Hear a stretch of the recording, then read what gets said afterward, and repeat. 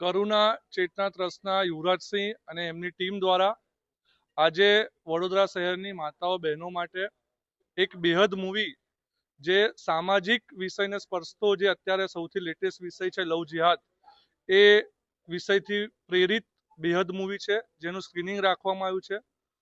આ જે ટ્રસ્ટ છે અને યુવરાજસિંહ એમની ટીમ અને દરેક યુવાનનો જે એક હેતુ હોય, એક ઉદ્દેશ હોય કે અત્યારનો જે લવ જિહાદનો કિસ્સો છે એ સમગ્ર માતાઓ બહેનો સુધી એ વિષય પહોંચે. આ વિષયથી એ લોકોને જનજાગૃતિ થાય. અત્યારના વિષયમાં પ્રેમના નામ પર હિન્દુ સમાજની માતાઓ બહેનોને ફોસલાવીને બહેલાવીને એમનું બ્રેનવોશ કરીને પોતાનું ઘર પરિવાર છોડીને પોતાની સાથે લઈ જવા અને ત્યારબાદ એમનું બધી જ રીતે શોષણ કરવું અને એનાથી હિન્દુ સમાજને તોડવાની વાત છે, જે બિલકુલ એક યુવા તરીકે ચલાવી લેવામાં નહીં આવે. એની જનજાગૃતિ માટેનો આજે વિષય છે. આપ જોઈ શકો છો મોટી સંખ્યામાં માતાઓ બહેનો આ સ્ક્રીનિંગમાં જોડાયા છે.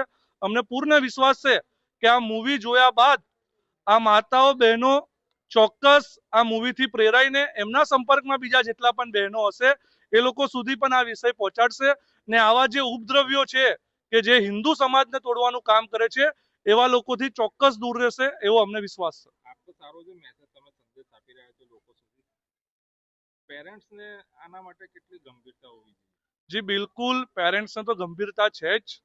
મેં તમને જે રીતે કીધું કે પ્રેમ એ એક એવો સબ્જેક્ટ છે કે જેમાં કોઈ જ આપણે કોઈ કોમેન્ટ ના કરી શકે, પણ પ્રેમના નામ પર પ્રેમને હથિયાર બનાવીને આપણા સમાજની દીકરીઓ માતાઓ બહેનોને ફોસલાવીને ધર્મ પરિવર્તન કરાવવું ને અમારો વિરોધ એ વસ્તુનો છે.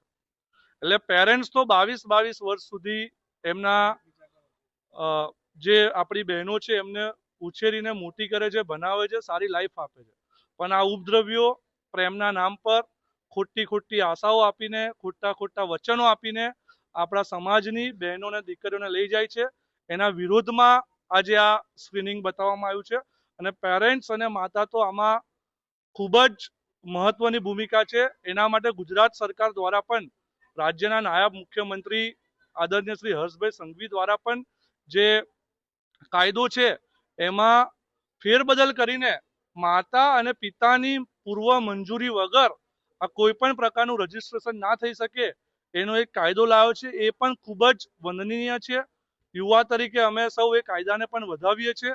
આવા સતત જે સમાજમાં પરિવર્તન આવશે તેનાથી ચોક્કસ સમાજની માતા બહેનો ચોક્કસ પ્રેરણા લેશે અને આ જે દૂષણ છે એને 100% પૂરું થશે. સરકાર તો સારું છે, કાયદા બનાવે છે. સોશિયલ મીડિયાના યુગમાં અમુક ફેક આઈડીથી દીકરીઓ ફસાય છે, એના માટે હવે સરકાર કઈ આગળ આવશે? જી બિલકુલ, સોશિયલ મીડિયા એ અત્યારે એના ઘણા બધા સદગુણો પણ છે અને એની સામે જ ઘણા ગેરલાભો પણ છે. આપે કીધું કે ફેક આઈડીના નામ પર અત્યારે સોશિયલ મીડિયા એક એવું માધ્યમ છે કે કોઈના બી પરિચયમાં આવવું હોય તો એ સૌથી ઇઝી પ્લેટફોર્મ છે. કોઈ બી વ્યક્તિના પરિચયમાં આવવા માટે સોશિયલ મીડિયા સૌથી ઇઝી પ્લેટફોર્મ છે. સરકાર દ્વારા સાયબર સેલ દ્વારા આના પર કડક એક્શન લેવામાં આવી રહ્યા છે, કડક આના પર વોચ રાખવામાં આવી રહી છે. એટલે બિલકુલ સોશિયલ મીડિયાના દ્વારા જે પણ આ એક્ટિવિટી ચાલી રહી છે એના પર પણ પૂર્ણ વિરામ મુકાશે.